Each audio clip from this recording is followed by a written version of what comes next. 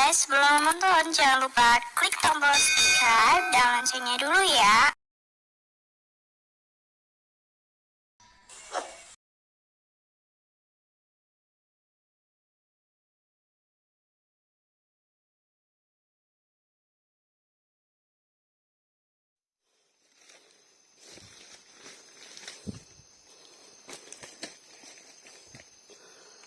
Oke, alat bornya sudah sampai di lokasi. Punya lahan ini mau dibor daerah sini.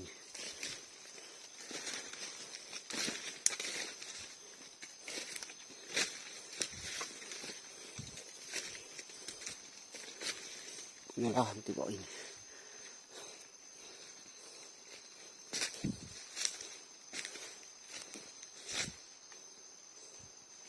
Ditarik manual ini sekitar 500 meter.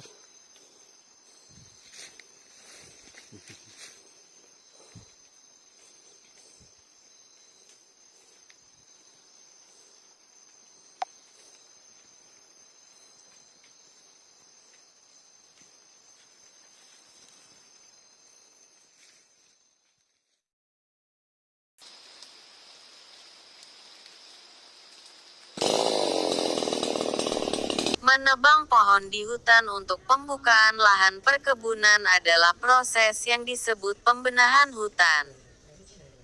Ini adalah praktik yang telah digunakan selama berabad-abad untuk menghilangkan pohon dan vegetasi lain dari suatu area. Biasanya untuk tujuan pertanian atau perkebunan. Channel Anak Desa.com. Senin, tanggal 10 Juni tahun 2024.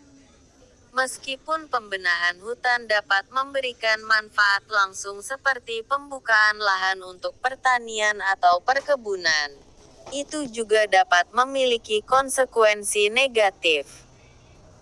Misalnya gundulan hutan dapat menyebabkan erosi tanah, mengurangi keanekaragaman hayati, dan berkontribusi pada perubahan iklim dengan mengurangi jumlah karbon dioksida yang diserap oleh pohon.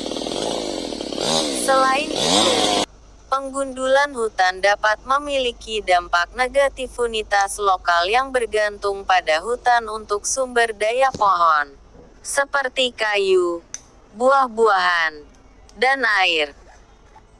Ada beberapa alternatif yang dapat digunakan sebagai pengganti penggundulan hutan, seperti menggunakan metode yang lebih ringan untuk membuka lahan, seperti memotong pohon atau menggunakan mesin sensor yang lebih kecil, atau menggabungkan pertanian dan perkebunan dengan pengelolaan hutan yang berkelanjutan. Lebih dari 3 dekade terakhir, luas kawasan yang digunakan untuk perkebunan karet, kelapa sawit, coklat, dan kopi di Gunung Wangi Landolo berkembang telah bertambah menjadi 2 kali lipat, yaitu dari 50 hektar menjadi 100 hektar. Luas ini sama dengan 3 kali luas Desa Lawangke.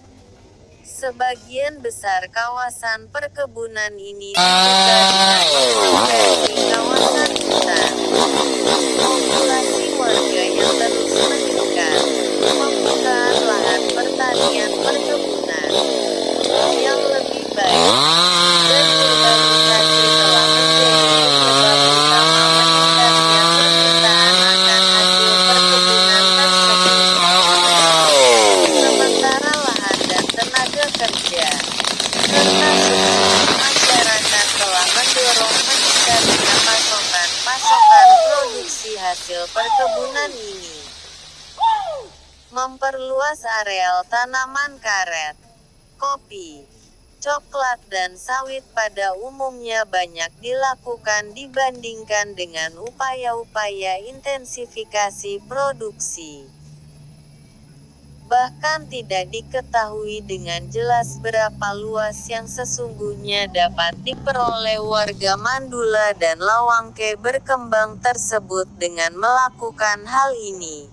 Karena peningkatan perkebunan menyebabkan harga tanah naik, Dan keberhasilan ini diikuti dengan kegagalan di sisi lain.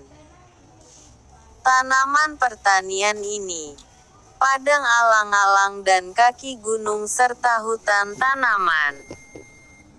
Kami khawatir hal ini akan mengancam keanekaragaman hayati dan menurut kami hal ini tidak cukup hanya dengan membuat para petani menerapkan kegiatan yang ramah lingkungan saja. Dibandingkan dengan 30 tahun yang lalu, luas kebun coklat dan karet di Landolo pada saat ini telah bertambah sebesar 13 hektar lebih. Ini berarti bahwa hampir seperempat perkebunan karet Mandula dari Lawangke. Sebagian besar kebunnya berada di kawasan padang rumput dan kaki gunung berkayu di daerah selatan dan tengah Landolo. Namun secara perlahan-lahan telah meluas ke arah utara memasuki kawasan Kayu Pore.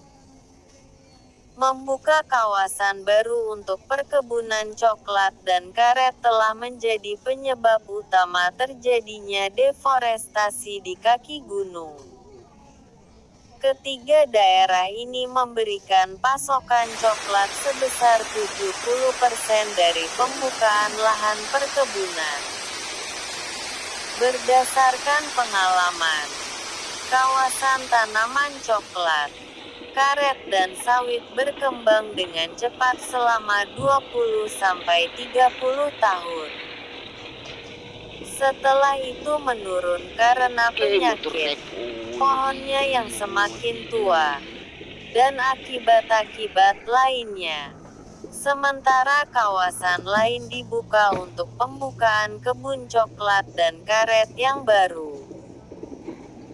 Dari 10 tahun lokasi Landolo, Lawangke, Mandula dan Pona 3/4 diantaranya pada saat ini telah berubah menjadi perkebunan karet, sawit dan kopi terbesar di daerah tersebut. Secara keseluruhan, perkebunan karet, sawit dan kopi ini menempati kawasan seluas lebih dari 2.000 hektar. Dalam beberapa tahun terakhir ini, Desa Pona juga telah membuka lahan hutannya secara besar-besaran untuk perkebunan dan persawahan.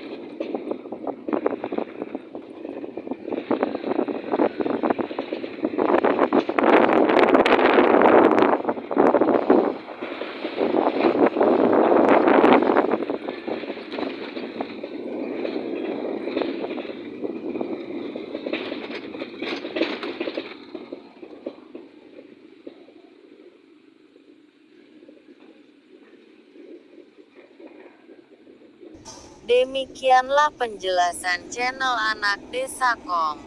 Sampai jumpa di lain waktu. Terima kasih.